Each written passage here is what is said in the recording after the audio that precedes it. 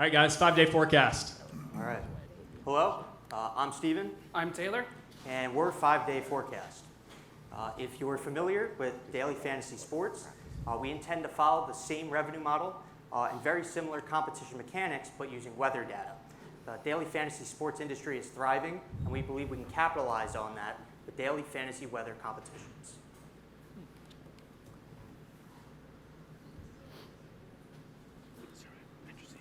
Sports and betting are tied at the hip.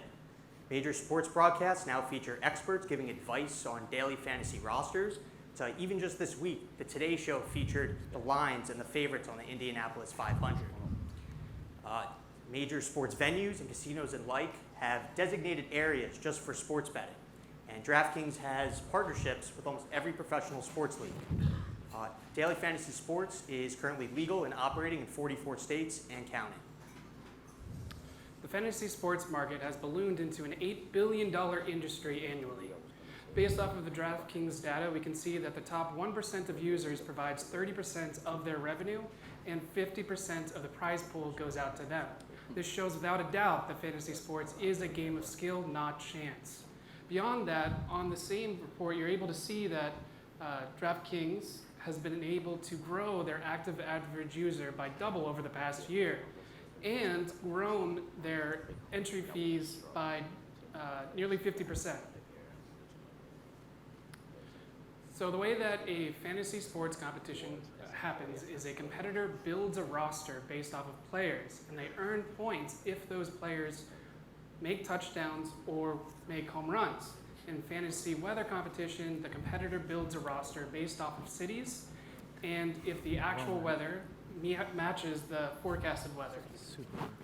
Take Miami, for example. So here, the competitor chooses to take the over on the high that's forecasted as 82 degrees.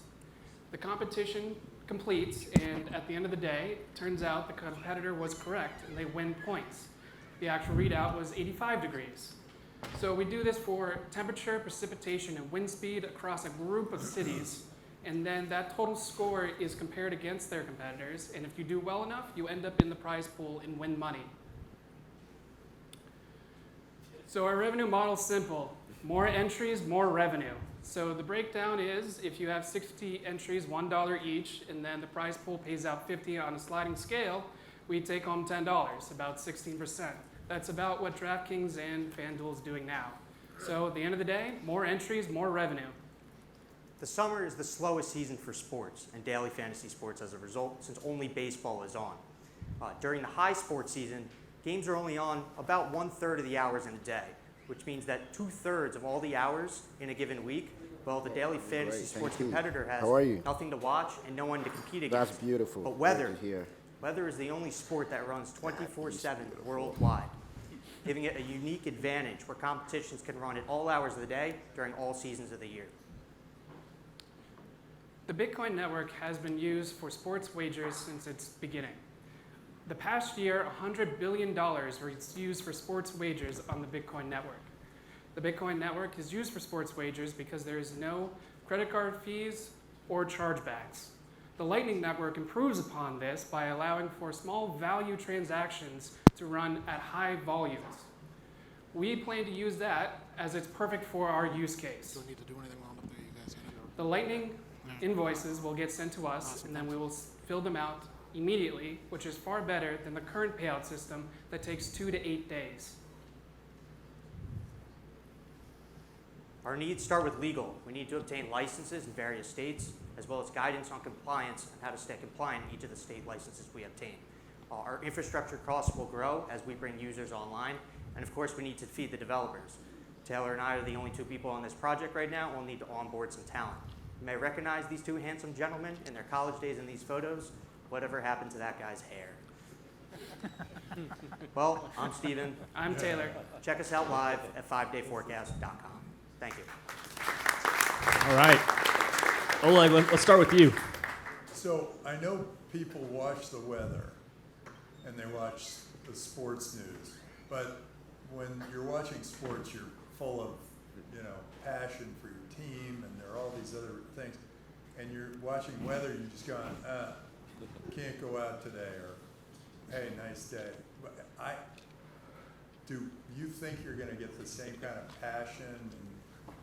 And I believe that there's Absolutely. magic when you have skin in the game. All of a sudden, anything becomes interesting. I also believe that 1% of the users are generating 30% of the revenue. Billy Beane never watched the Oakland Athletics play. He sat in the office and watched the numbers. I think that's what the same people are going to do with the weather.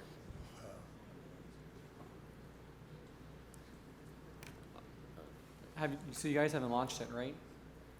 You guys haven't launched yet. How much do you need for your licenses? And what Sure. have you? So certain states have very expensive licenses, all the way up to $100,000. But there's about 10 states right now where you do not require a license. You simply pay based on your revenue. So right now we do not do payments on the site. It's just for competitions and entries. We're trying to get the logistics of the games down. So we gave you the general overview of how the competitions will work, but there's a bunch of different type of competitions we could do. Right now, we just wanted to get an alpha version working of competitions and entries. And then once when we get the licensing working, we're going to work through the payment system. So I'm sorry. So what you're doing is interesting and novel. Why further complicated by introducing crypto? I mean, I get Bitcoin store of value, but just want a little more color on that. So the big point of that has to do with the transactions, right? So settlements from the credit cards company to the winner takes about 2 to 8 days, and they're dealing with all of that lag of having to hold those funds of the pool and the users. We don't want to be used as a bank. We just want to run our competitions and then send out the funds when it's completed. And at no point do we want to hold the money as longer than we absolutely have to. And Lightning allows us to do that. Yeah, we don't have to custody funds for very long by being able to fulfill invoices very quickly on Lightning. Yeah, a question I have is, I'm a huge fantasy sports guy, so definitely love fantasy. And then of course, my colleague Joey Krug created Augur, so I'm obviously interested in how these things work in terms of regulations. How decentralized is this going to be? I mean, is this going to be where, it's sort of automated in certain ways? How's the data being collected? Is that going to be decentralized in a certain way? Or how do you guys think about that? Because that could also factor into, regulations too. Sure. This certainly isn't peer-to-peer right now. Discrete log contracts are just going to be too expensive to be able to handle hundreds or thousands of players in a competition. That's certainly something we could explore later as the technology on-chain progresses. Of course, Lightning is cheaper, and faster, and that's why we intend to use that. You're a fantasy sports guy, so would you use this? Would you do this? And do you spend most of your time on fantasy sport going through statistics, or do you spend most of your time watching the games?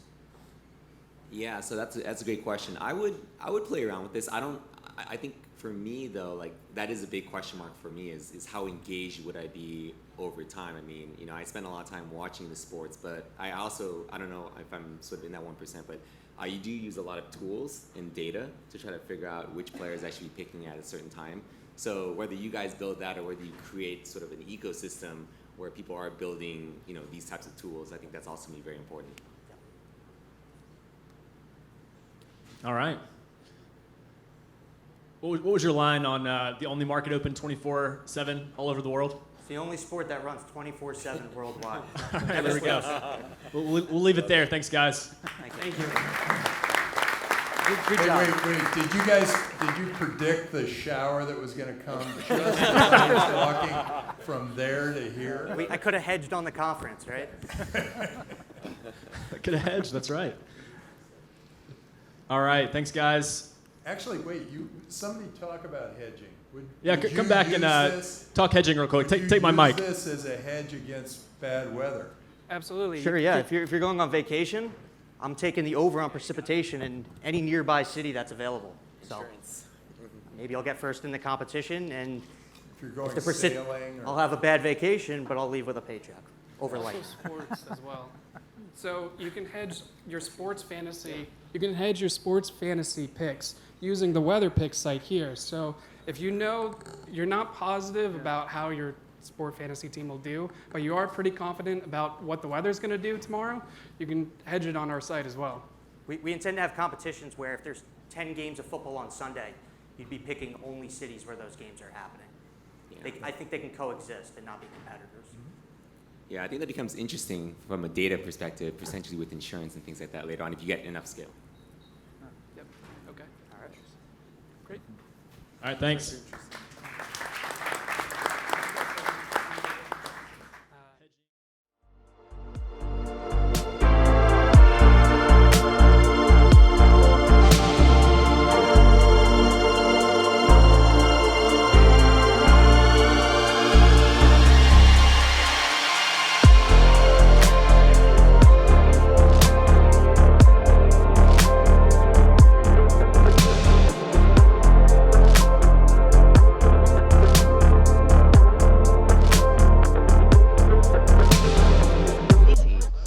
That's a jukebox, yes. This over there, yes, the jukebox. That's a truck. Just a minute. The last of it?